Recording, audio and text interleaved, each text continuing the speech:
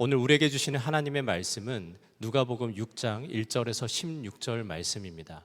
봉독은 6절에서 16절까지만 하겠습니다.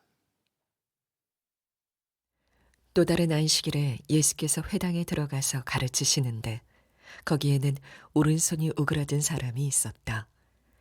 율법학자들과 바리새파 사람들은 예수를 고발할 구실을 찾으려고 예수가 안식일에 병을 고치는지 엿보고 있었다. 예수께서 그들의 생각을 아시고 손이 오그라든 사람에게 말씀하셨다. 일어나서 가운데 서라. 그래서 그는 일어나서 섰다. 예수께서 그들에게 말씀하셨다. 너희에게 물어보겠다. 안식일에 착한 일을 하는 것이 옳으냐? 악한 일을 하는 것이 옳으냐? 목숨을 건지는 것이 옳으냐? 죽이는 것이 옳으냐? 예수께서 그들을 모두 둘러보시고서 그 사람에게 명하셨다. 내 손을 내밀어라. 그 사람이 그렇게 하니 그의 손이 회복되었다. 그들은 화가 잔뜩 나서 예수를 어떻게 할까 하고 서로 의논하였다. 그 무렵에 예수께서 기도하려고 산으로 떠나가서 밤을 새우면서 하나님께 기도하셨다. 날이 밝을 때 예수께서 자기의 제자들을 부르시고 그 가운데서 12를 뽑으셨다. 그는 그들을 사도라고도 부르셨는데 12은 베드로라고도 이름을 주신 시몬과 그의 동생 안드레, 그리고 야고보와 요한과 빌립과 바돌로메와 마테와 도마와 알페오의 아들 야고보와 열심당원이라고도 하는 시몬과 야고보의 아들 유다와 배반자가 된 가룟 유다이다. 아멘. 하나님의 말씀입니다. 다 함께 자리에 앉겠습니다.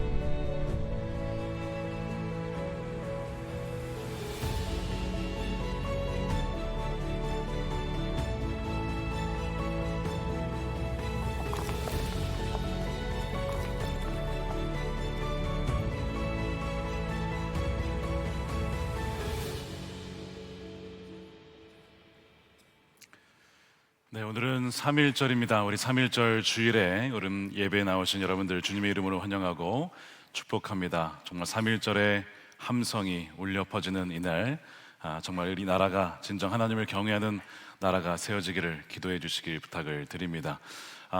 오늘 말씀 이어가도록 하겠습니다. 누가복음 주의 임재를 마주하는 달이 7번째입니다. 당신을 제자로 부르신 이유, 당신을 제자로 부르신 이유라는 제목의 말씀을 나누겠습니다.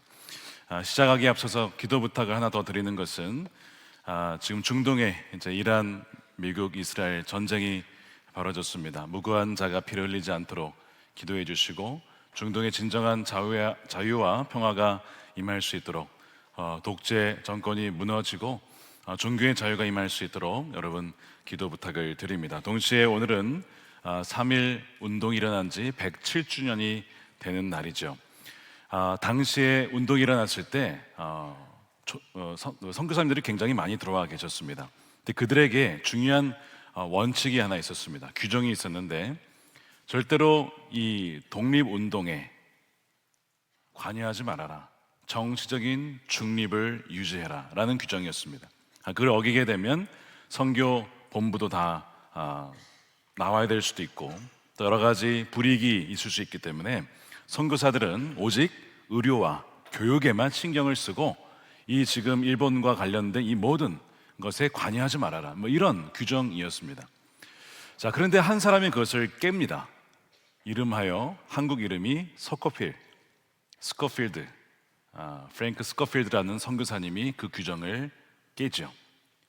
3.1 운동이 일어나면서 많은 사람들이 잡혀가고 또 투옥이 되었습니다.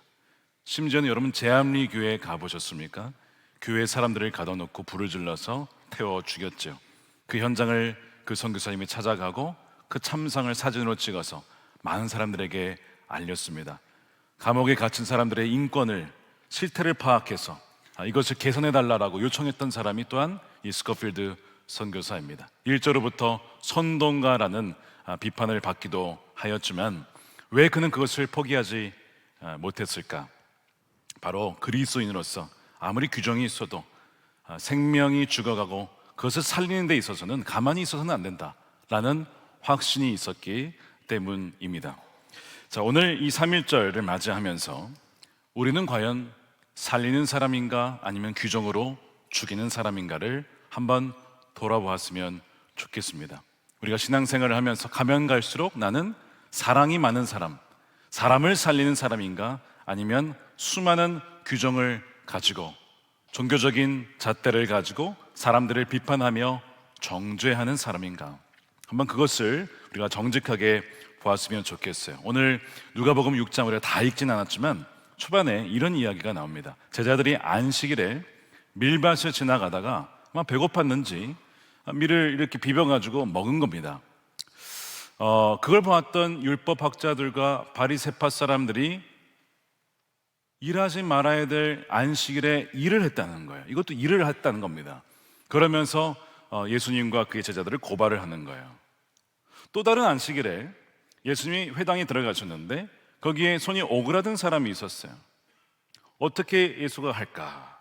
당연히 예수님은 그 불쌍한 사람을 보고, 예수님 대문자 F 아니겠습니까? 그러니까 더 불쌍해가지고 그 사람을 고쳐주시는 거예요. 그러니까 또 안식일에 하지 말아야 될 병자를 고쳤다, 일을 했다는 거예요. 여러분, 병든 자가 나았으면 기쁜 일 아니에요? 그런데 이들의 보기에는 이게 화가 나는 일이에요. 병든 자가 낫는 게 중요한 게 아니라 그들에게는 규정을 지키는 게 중요한 거예요. 안식일을 지키는 게 중요한 거예요.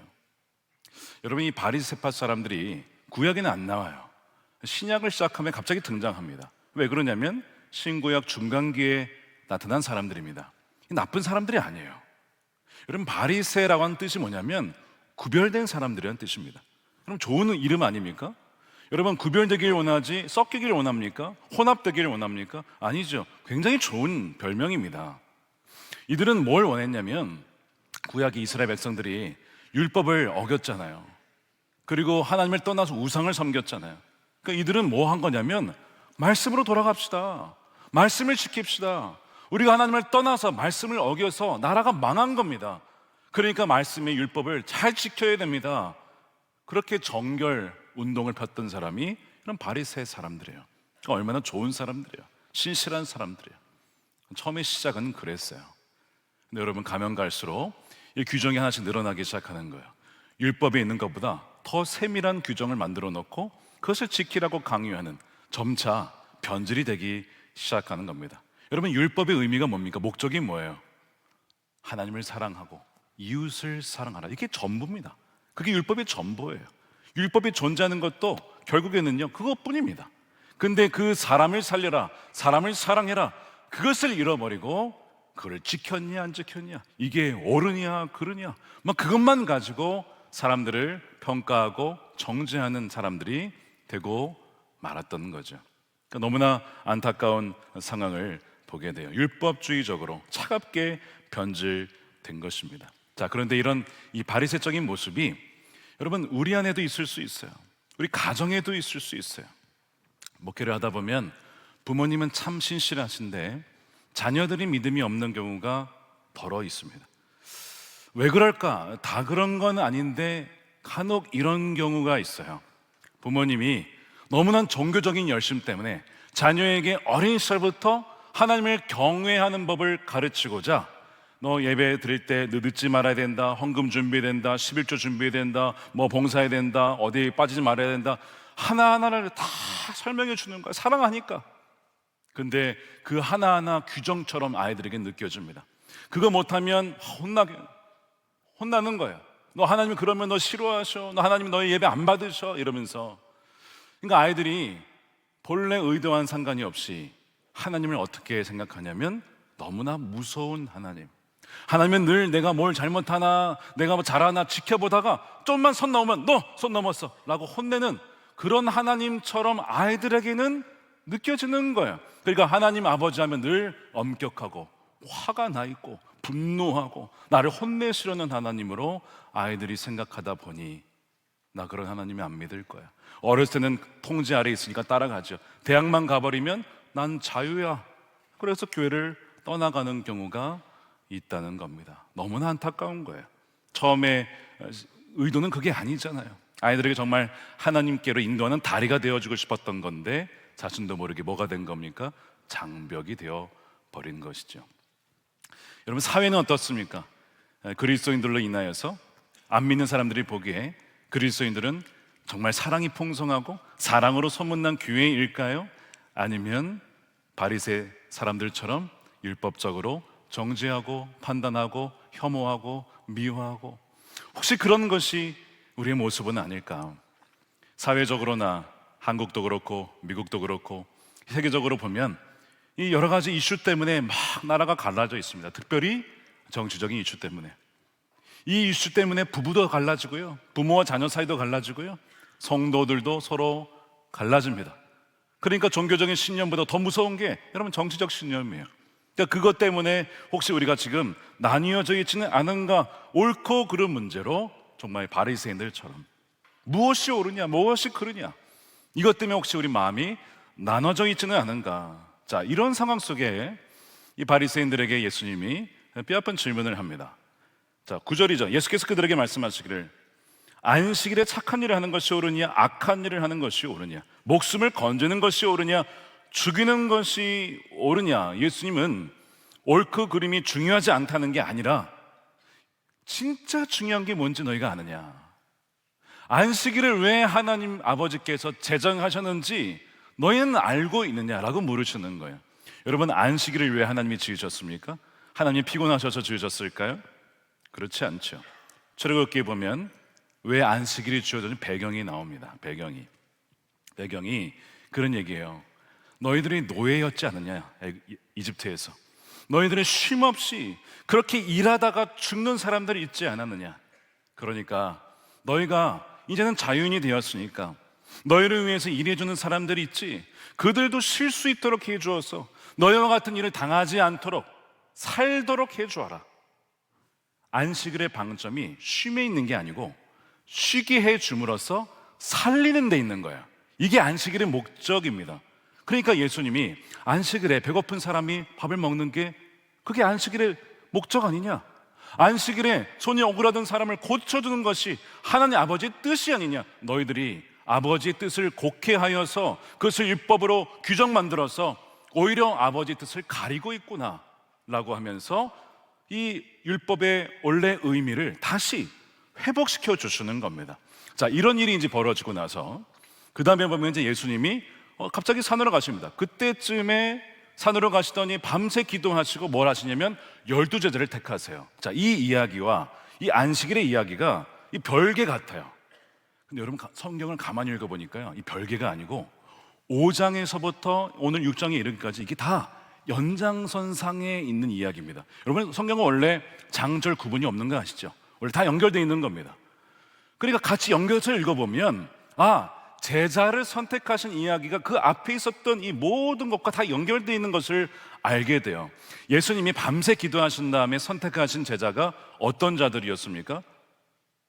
우리가 생각하기에 율법적으로 완벽하고 영적인 엘리트를 뽑았을 것 같아. 예수님이 원픽, 역시 저 사람 제자 될 만하지, 저 사람 진짜 될 만하지, 이런 사람이라고 생각하는데, 여러분, 그렇다고 한다면요, 예수님이 누굴 뽑았을까요? 당연히 바리새인을 뽑았을 겁니다. 그들만큼 율법을 잘 지키는 사람이 어디 있어요? 근데 명단을 보니까 바리새인은 단 한 명도 없어요. 자, 그 앞에 이야기가 나오고 제자를 선택하는데 바리새인을 한 명도 뽑지 않았다는 것은 굉장한 의미가 있는 거죠. 예수님은 바리새인이 아니라 누굴 뽑았냐면 자격이 없어 보이고 연약한 자들을 의도적으로 고르셨어요. 의도적으로 선택하셨습니다. 예수님이 제자를 선택한 기준이 뭐였을까? 예수님이 오신 이유와 제자들을 선택하는 기준이 이미 나와 있어요. 누가복음 5장에 이렇게 되어 있습니다. 5장 31절입니다. 예수께서 그들에게 대답하셨다. 건강한 사람에게는 의사가 필요하지 않으나 병든 사람에게는 필요하다. 나는 의인을 부르러 온 것이 아니라 죄인을 불러서 회개시키러 왔다는 거예요. 자, 질문입니다. 여기서 건강하고 의로운 사람은 누구를 말하는 걸까요? 바리새인을 말하는 겁니다. 자기 스스로 생각하기에 나는 의로워, 나는 병이 없어, 나 영적으로 나는 건강해. 그래서 누가 필요 없다는 거예요? 예수님이 필요 없다는 거예요. 그래서 건강한 사람은 의사를 찾지 않는다는 바로 그 얘기예요. 바리새인들은 예수님을 찾지 않습니다. 예수님을 앞에 두고도 주님 저를 위해 오셨군요, 그러지 않아요. 스스로 문제가 없다라고 생각하니까. 근데 누가 주님을 찾습니까? 바로 병자인 사람, 아픈 사람, 환자는 찾는 거예요. 예수님을 안 믿는 사람들이 많이 있어요, 여전히. 너무나 안타까운데 왜 그들이 안 믿을까요? 똑같은 겁니다. 문제가 없다라고 생각하는 거예요. 병이 없다고 생각하는 거예요. 나는 죄인이 아니라고 생각하는 거예요. 만일 죄인이라고 생각한다면 누굴 찾아가겠습니까? 나를 변호해줄 변호사를, 가장 나를 잘 변호해주고 나를 지켜줄 변호사를 찾아갈 거예요.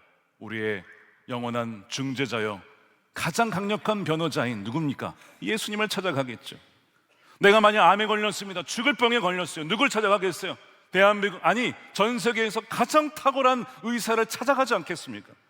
내가 병자임을 알면 의사를 찾아가는 것처럼, 내가 죄인임을 알면 나의 죄를 용서해 주실, 나를 구원해 주실 주님을 찾아가기 마련인 것이죠. 자, 그런데 오늘 말씀을 가만 보니까 죄인임을 깨닫고 병자임을 깨닫는 것조차도, 그것도 주님이 먼저 은혜를 주셨기 때문에 가능하다는 겁니다. 말씀해 보니까 주님이 찾아오시는 거예요. 그것도 32절 보십시오. 나는 의인을 부르러 온 것이 아니라 죄인을 불러서 회개시키러 왔다. 죄인을 주님이 부르시기에 내가 죄인임을 깨닫는 자, 그 사람이 주님을 만나게 된다는 거죠. 예수님이 저와 여러분을 부르시는 이유가 완벽해서 의로워서가 아니라 죄인이기 때문에, 아픈 자이기 때문에 부른다는 겁니다. 여러분, 교회가 어떤 곳입니까? 교회는요, 하나님의 백성들이 모인 곳인데, 사실 엄밀히 얘기하면요, 환자들이 모인 곳입니다. 아픈 사람들이 모인 곳입니다. 죄인들이 모인 곳입니다. 그래서 문제가 많은 거예요. 성경을 가만히 읽어보니까 초대교회, 우리가 초대교회 얘기하지만 고린도전서 읽어보십시오. 얼마나 싸움이 많습니까? 분열이 많습니까? 파가 많습니까?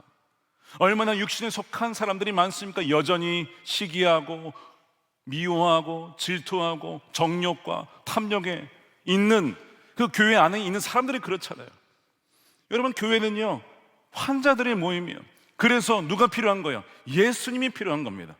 예수님이 아니면 저는 죽을 수밖에 없는 사람입니다, 저는 주님이 필요합니다 라고 고백하는 사람들이 모인 것이 바로 여러분 교회인 것이죠. 건강한 사람들이 모인 것이 아닙니다. 주님은 새 포도주는 새 부대에 담아야 된다라고 하면서 그 주님이 부르신 제자의 기준은 전혀 사람들의 생각과는 달랐던 것이죠.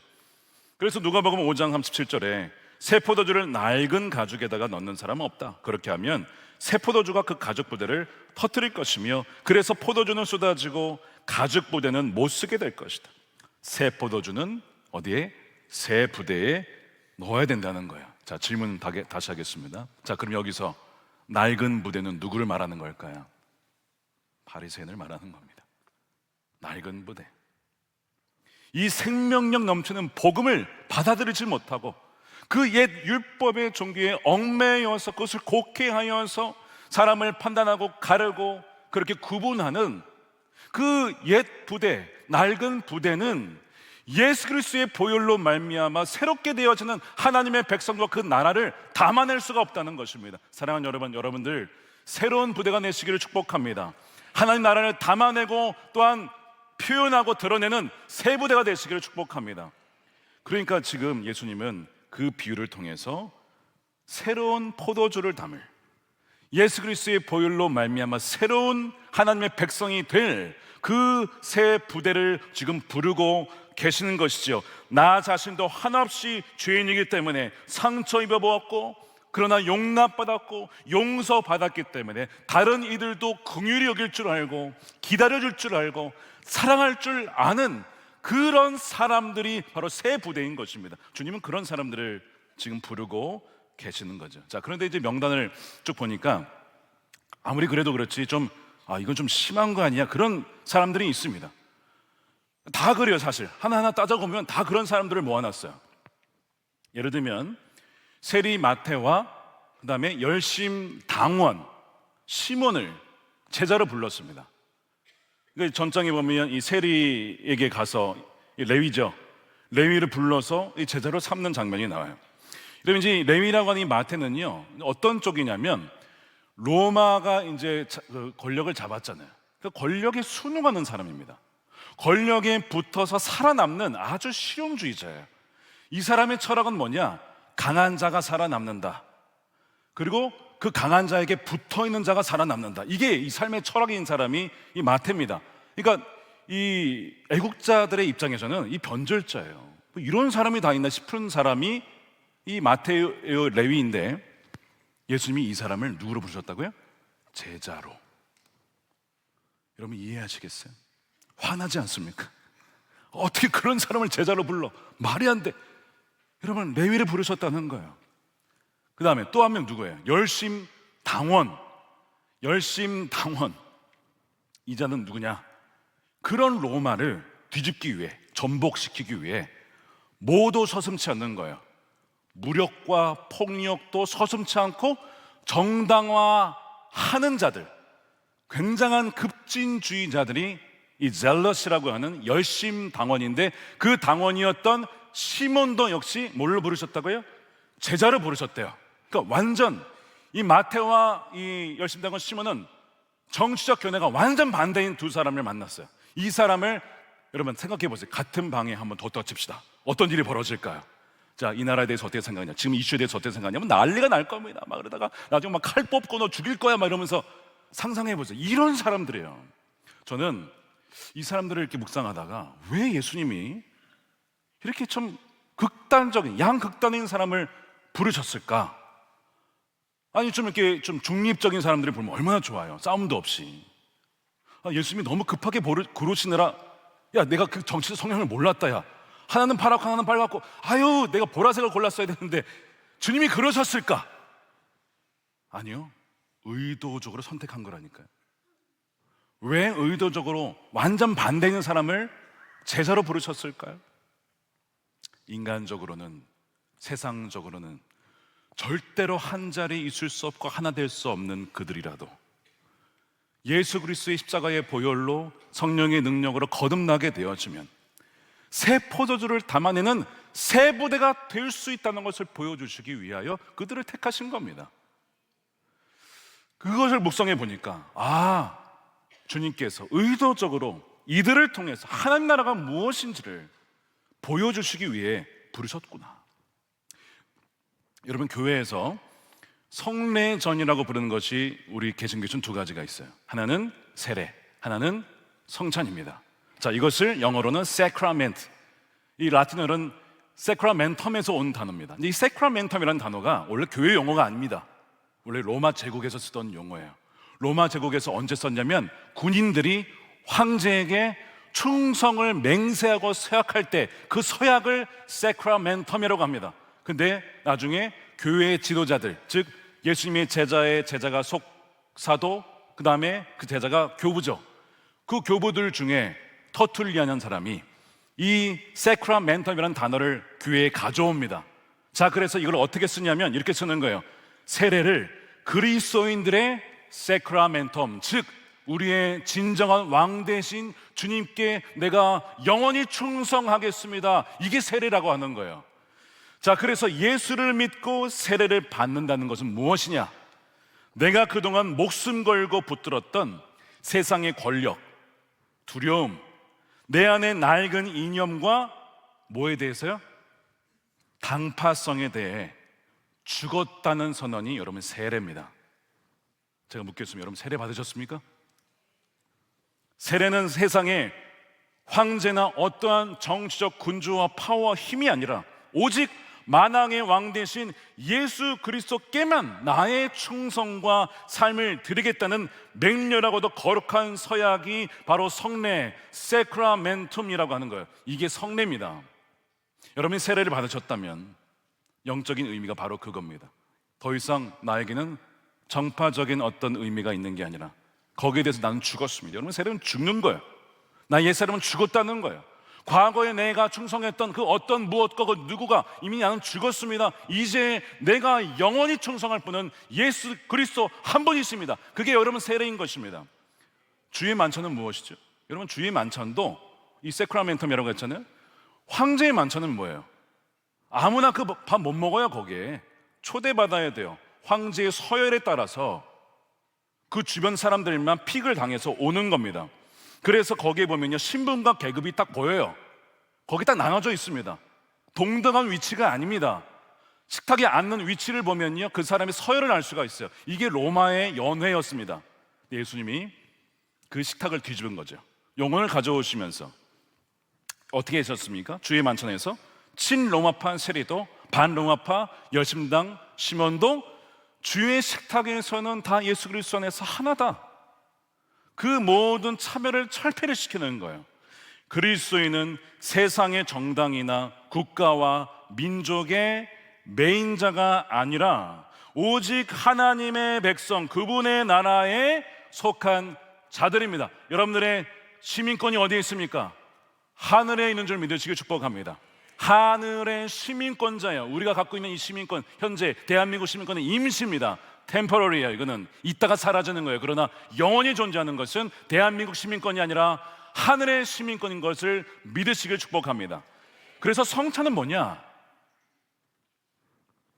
도저히 화합할 수 없고, 인간적으로는, 세상적으로는 도저히 화합할 수 없고 자격 없는 자들이 모였어. 오직 십자가에서 몸과 피를 찢으신 예수 그리스도의 은혜 안에서 한 몸이 되었음을 선포하는 가장 강력한 평화의 식탁, 그 선언이 주의 만찬, The Lord's Table이라고 하는 겁니다. 이게 세크라멘텀이에요. 그러니까 여러분, 세례와 성찬은요, 그 자체로 엄청난 정치적 메시지가 있는 거예요. 이게 교회의 정치입니다. 교회의 정치는 딴 게 아닙니다. 우리의 나라는 하나님의 나라고, 우리의 왕은 오직 예수 그리스도이시고, 우리의 자녀는, 우리의 가족은 누구이냐? 바로 예수 그리스도의 보혈로 하나 된 우리의 교회, 그리스도의 몸된 백성들이 우리의 가족이다. 그 자체가 엄청난 메시지인 거죠. 주님은요, 새 부대를 지금 만들고 계시는 거예요. 바리새파나 정치나 종교나 전통이나 사회나 지역 이념에 따라 갈라진 낡은 부대 아니고, 십자가 복음 아래 완전히 새로워진 새로운 백성, 새로운 인류를 지금 컬링하고 계신 거예요. 여러분들이 그런 사람이 되시기를 축복합니다. 여러분들이 그런 분들이 있으면 믿으시길 축복합니다. 이 자리에 다양한 사람들이 모여 계세요. 제가 뭐 다양한 배경을 다 알 수는 없지만, 어떤 분은 서울 출신, 어떤 분은 강원도 출신, 어떤 분은 전라도 출신, 어떤 분은 강원도 출신, 아니 경상도 출신, 어떤 분은 북한 출신, 진짜 다양한 분들이 모였어요. 우리가 만약에 그 지연에 따라서 한다면 우리 다 갈라질 겁니다. 색깔 따라 다 갈라질 겁니다. 근데 우리를 하나 되게 하시는 것은 그 무엇도, 그 누구도 아니고 오직 예수 그리스도 한 분이신 겁니다.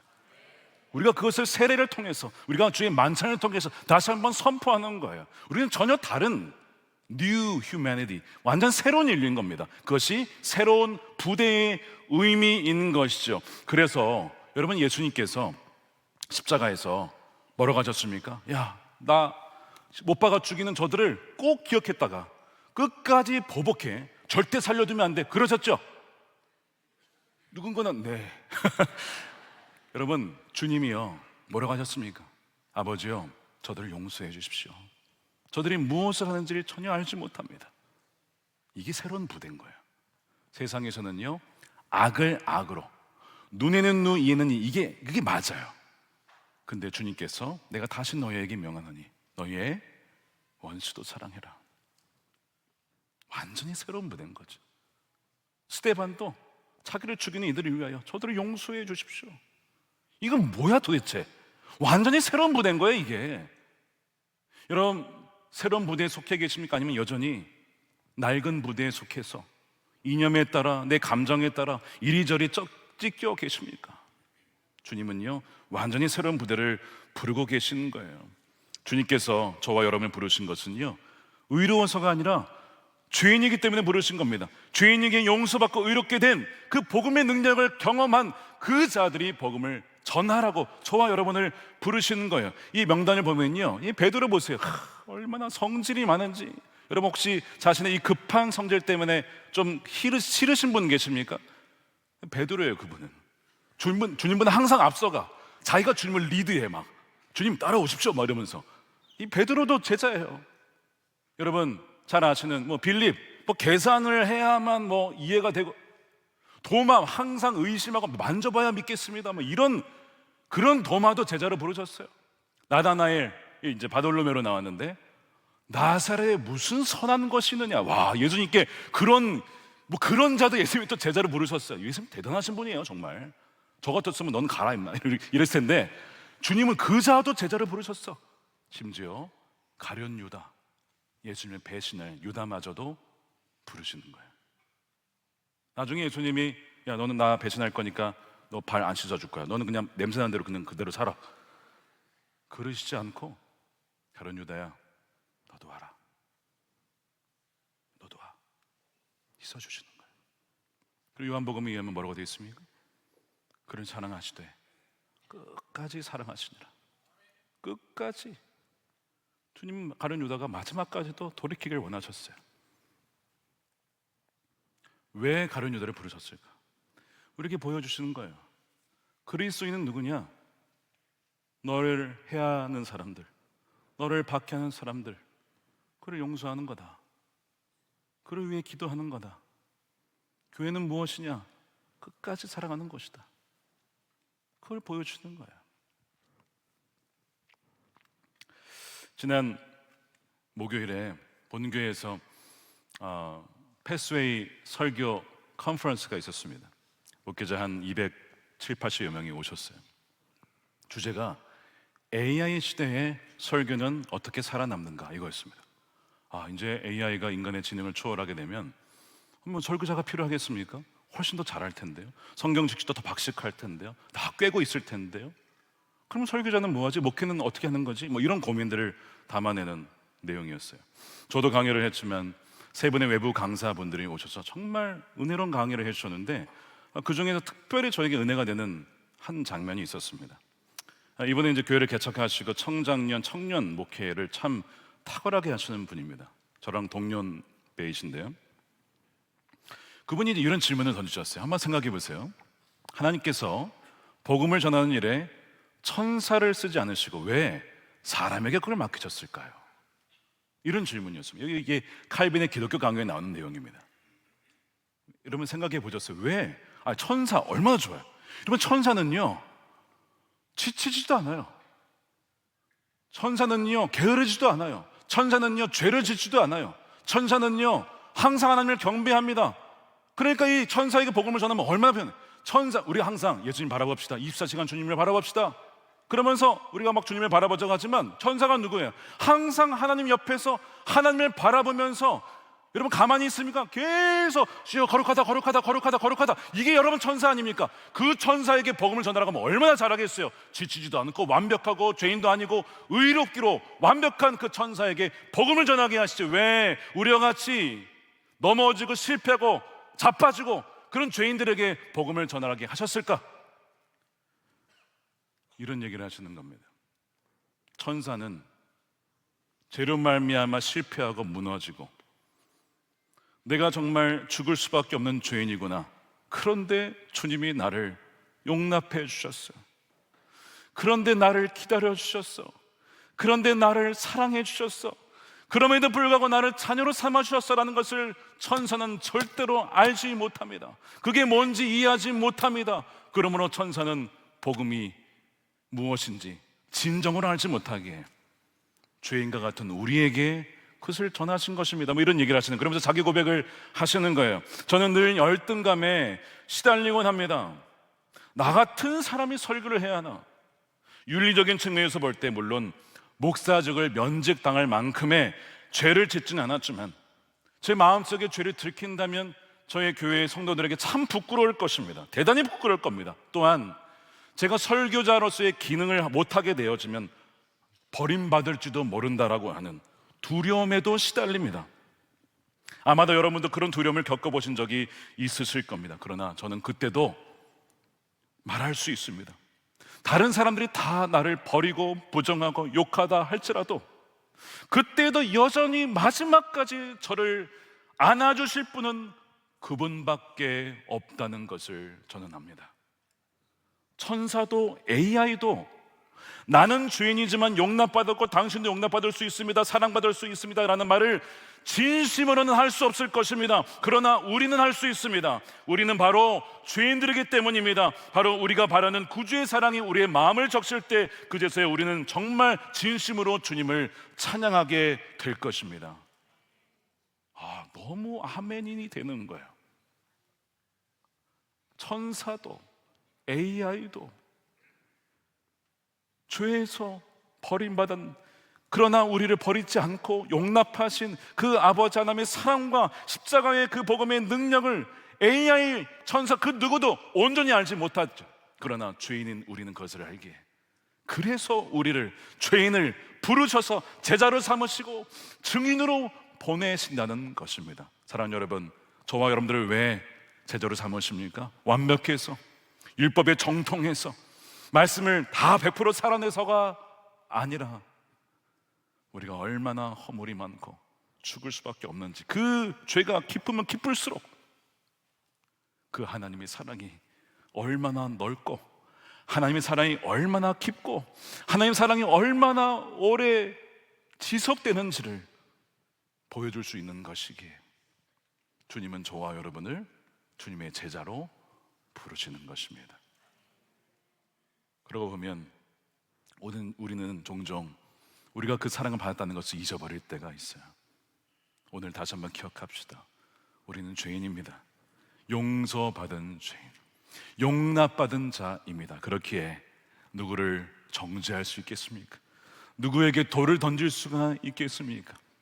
오늘 이 말씀을 적용해 보면서 베드로와 같은 나, 시몬과 같은 나, 유다와 같은 나이지만 나를 용서해 주신 것처럼 나도 모르게 내 마음속에 누군가를 정죄하고 미워하고 그렇게 선을 그은 사람이 있다면, 오늘 안식일의 주인 되신 주님 말씀대로 그 안식일의 목적이 살리는 것이니까, 그 안식일의 목적이 살리는 것이니까 오늘 이 안식일에 내가 먼저 다가가서 손 내밀고 내가 먼저 용서하고 그런 순종의 손길을 통하여 정말 아버지 하나님을 기쁘시게 하고 복음의 그 능력을 살아내는 저와 여러분들을 통해 주 예수님의 그 놀라운 십자가의 권능이 우리의 깨어진 우리의 삶을 통해 그 예수 그리스도의 보배가 분명하게 드러나게 되어지는 놀라운 은혜가 있게 되기를 주님의 이름으로 축원드립니다. 아멘. 이 시간 우리 함께 기도하겠습니다. 오늘 성찬을 받을 겁니다. 여러분, 성찬이 어떤 의미라고 했습니까? 도저히 화합할 수 없고 자격 없는 우리가 예수 그리스도의 찢기신 살과 흘리신 피로 말미암아 하나님 나라의 거룩한 백성으로 온전히 하나가 되었음을 선포하는 은혜의 식탁이라고 했습니다. 오늘 주의 몸과 피, 떡과 잔을 받을 때 우리의 손에 있었던 옳고 그름의 정죄의 무기를 내려놔야만 주의 그 몸과 피를 받을 수가 있는 거예요. 우리 손에 돌을 내려놓아야만 주님의 그 피와 살을 받을 수가 있는 거예요. 오늘 성찬을 받을 때 여러분, 우리 손에 나도 모르게 쥐고 있었던 돌을 다 내려놓읍시다. 이런 나도 용납해 주셨는데 내가 그를 용납하지 못할까? 주님이 나를 부르신 그 이유와 목적을 우리가 오늘 깨달았으니, 주님, 더 이상 정죄하는 바리새인의 자리가 아니라 모든 이념과 세대와 내면의 연약함까지 다 품어내는 십자가의 그 은혜 위에 우리가 살아가십시다. 오늘 성찬을 받을 때 주님, 바리새인과 같이 살아갔던 우리의 삶과 손에 쥐었던 날카로운 무기와 돌을 이 시간 내려놓고 주의 몸과 피, 주의 빵과 포도주를 제 손에 받습니다. 이제는 죽이는 자 아니라, 정죄하는 자 아니라 살리는 자 되게 해 주십시오. 주님으로 말미암아 살아날 뿐만 아니라 살리는 자가 되게 해 주십시오. 그런 마음으로 우리 기도하며 우리 성찬을 받도록 하겠습니다. 기도하겠습니다. 십자가의 보혈, 완전하신 사랑 힘입어 나아갑니다.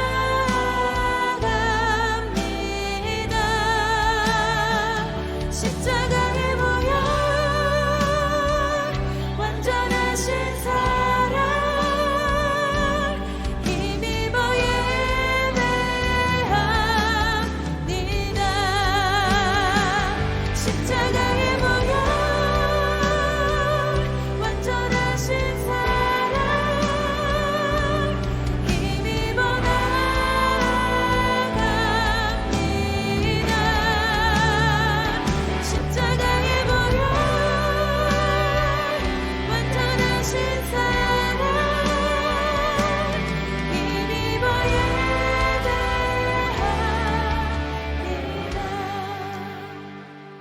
자비와 긍휼이 풍성하신 아버지 하나님, 감사합니다. 성찬주일에 우리를 불러 모아주시고 주님 앞에 나아올 수 있도록 하신 분이 바로 주님이심을 고백합니다.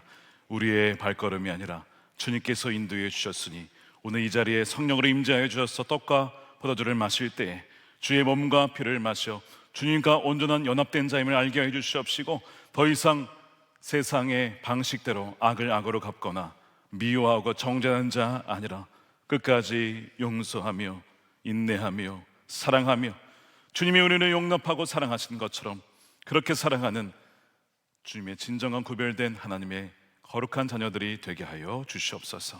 예수님의 이름으로 기도드립니다. 아멘. 예수님께서 잡히시던 밤에 제자들을 불러 모으시고 축사하시고 빵을 떼어 나눠주면서 말씀하셨습니다. 이것을 받아 마셔라. 이것은 너희를 위하여 주는 내 몸이다. 이것을 행할 때마다 나를 기억하여라. 우리가 죽어야 할 자리에, 우리가 으깨지고 깨져야 할 자리에서 주님이 그렇게 죽으셨어요. 수많은 곡식의 알갱이가 으깨져서 한 몸이 되었습니다. 우리도 주님이 죽으신 그 십자가로 인하여서 모든 배경과 사상이 다 다르지만 오직 예수 그리스도만을 섬기는 하나님 나라의 백성이 된 것입니다. 이것을 행할 때마다 주님을 항상 바라봐야 할 것입니다. 또한 잔을 축사하시고 제자들에게 나눠주시면서 말씀하셨습니다. 이것을 받아 마셔라. 이것은 너희를 위하여 주는 나의 피, 너희의 죄사함을 얻게 하는 새 언약의 피라고 하였습니다. 우리가 미워하고 정죄하고 편을 갈랐던 그 모든 죄, 혐오와 배제의 죄를 주님께서 다 십자가의 보혈로 용서해 주셨습니다. 이제는 우리는 낡은 부대 아닙니다. 옛 부대 아닙니다. 이제는 우리는 새 부대입니다. 완전히 새로운 인류를 주님께서 만드셨어요. 십자가에서. 진정 우리가 주님의 십자가의 보혈을 의지하여, 주님, 나의 옛 본성은 악을 악으로 갚는 것이고 미워하는 것이지만 주님의 우리에게 성령으로 새 본성을 주셨으니 새 포도주, 그것을 담아내는 새 부대, 그런 교회가, 그런 그리스도인이 되게 하여 주시옵소서. 그리고 오늘 믿음으로 우리 성찬을 받겠습니다. 먼저 우리 빵을 받으신 후에 말씀 묵상 후에 함께 드시겠습니다. 나는 하늘에서 내려온 살아있는 떡이니 사람이 이 떡을 먹으면 영생하리라. 내가 줄 떡은 곧 세상의 생명을 위한 내 살이니라 하시니라. 우리가 축복하는 바 축복의 잔은 그리스도의 피에 참여함이 아니며 우리가 떼는 떡은 그리스도의 몸에 참여함이 아니냐. 떡이 하나요 많은 우리가 한 몸이니 이는 우리가 다 한 떡에 참여함이라.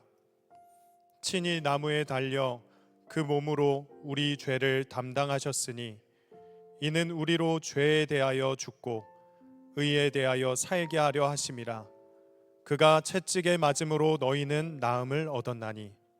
사랑하는 자들아, 우리가 서로 사랑하자.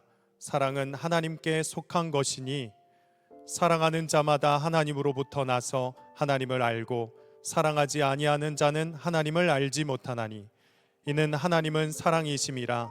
하나님의 사랑이 우리에게 이렇게 나타난 바 되었으니 하나님이 자기 독생자를 세상에 보내심은 그로 말미암아 우리를 살리려 하심이라.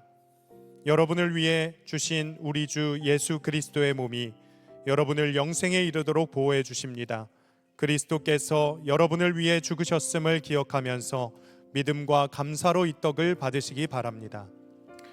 이것은 저와 여러분 위해 주시는 주님의 몸입니다. 아멘. 우리 잔을 받으시고 묵상 후에 드시겠습니다. 만일 우리가 죄가 없다고 말하면 스스로 속이고 또 진리가 우리 속에 있지 아니할 것이요, 만일 우리가 우리 죄를 자백하면 그는 미쁘시고 의로우사 우리 죄를 사하시며 우리를 모든 불의에서 깨끗하게 하실 것이요. 나의 자녀들아, 내가 이것을 너희에게 씀은 너희로 죄를 범하지 않게 하려 함이라. 만일 누가 죄를 범하여도 아버지 앞에서 우리에게 대언자가 있으니 곧 의로우신 예수 그리스도시라. 그는 우리 죄를 위한 화목 제물이니 우리만 위할 뿐 아니요 온 세상의 죄를 위하심이라. 수고하고 무거운 짐진 자들아 다 내게로 오라. 내가 너희를 쉬게 하리라. 하나님이 세상을 이처럼 사랑하사 독생자를 주셨으니 이는 그를 믿는 자마다 멸망하지 않고 영생을 얻게 하려 하심이라. 미쁘다 모든 사람이 받을 만한 이 말이여, 그리스도 예수께서 죄인을 구원하시려고 세상에 임하셨다 하였도다. 여러분을 위해 흘리신 우리 주 예수 그리스도의 피가 여러분을 영생에 이르도록 보호해 주십니다. 그리스도께서 여러분을 위해 흘리신 피를 기억하면서 믿음과 감사로 이 잔을 받으시기 바랍니다. 이것은 저와 여러분에게 주시는 주님의 피입니다. 아멘.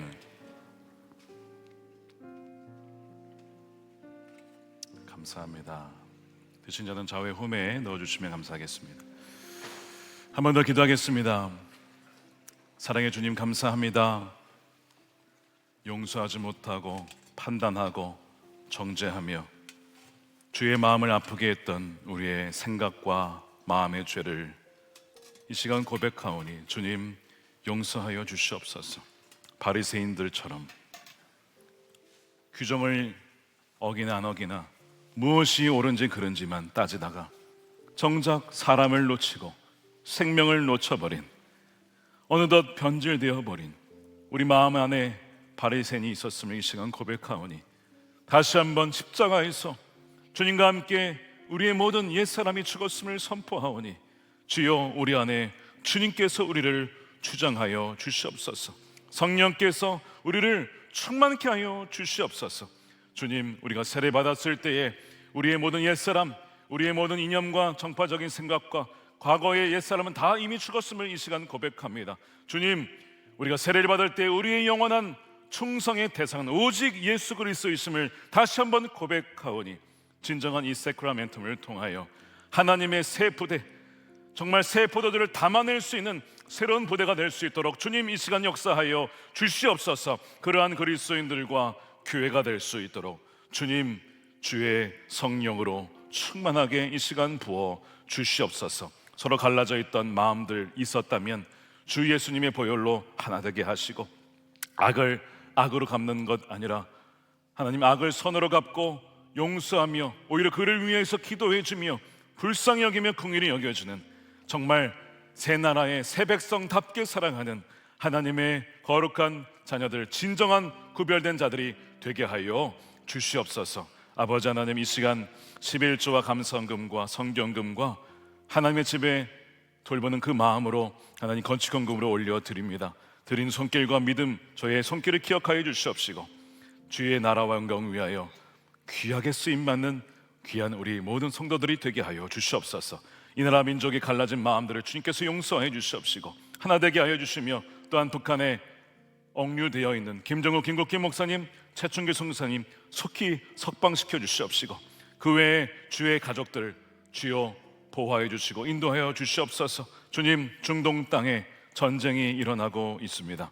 하나님, 악의 세력이 다 무너지고 하나님 정말 진정한 종교의 평화, 하나님 진정한 종교의 자유가 임할 수 있도록 주님 인도하여 주셔서 중동에 막혀 있었던 복음의 문이 활짝 열리게 하시고 정말 땅끝까지 이르러 복음이 증거되는 귀한 하나님의 놀라운 역사가 일어날 수 있도록 주님 붙잡아 주시옵소서.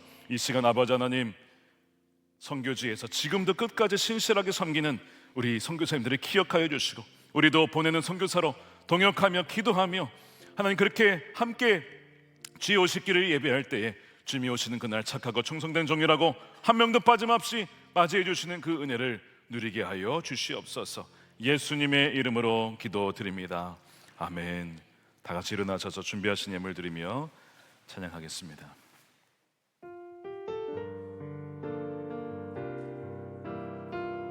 주의 보좌로 나갈 때 주의 보좌로 나갈 때에 어떻게 나가야 할까?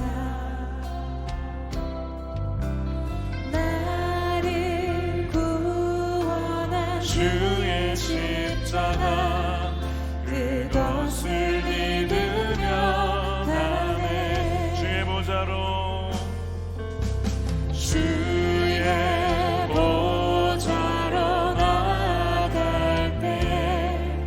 나 여전히 부족하네.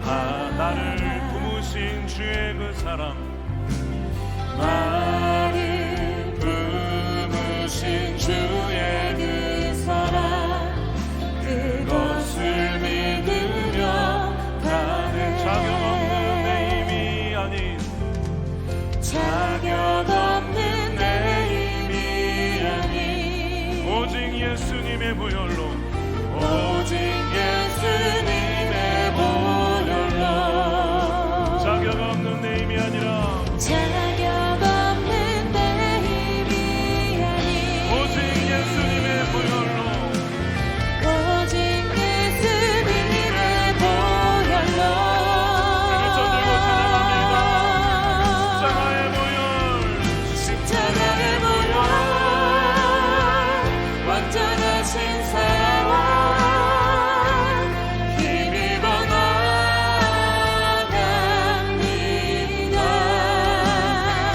십자가의 보혈, 완전하신 사랑 힘입어 예배합니다.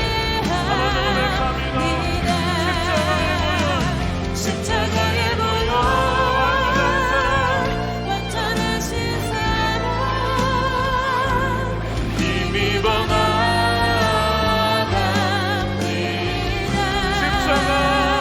십자가의 보혈, 완전하신 사랑 힘입어 예배합니다. 주님께 모든 감사의 영광 올려드립니다.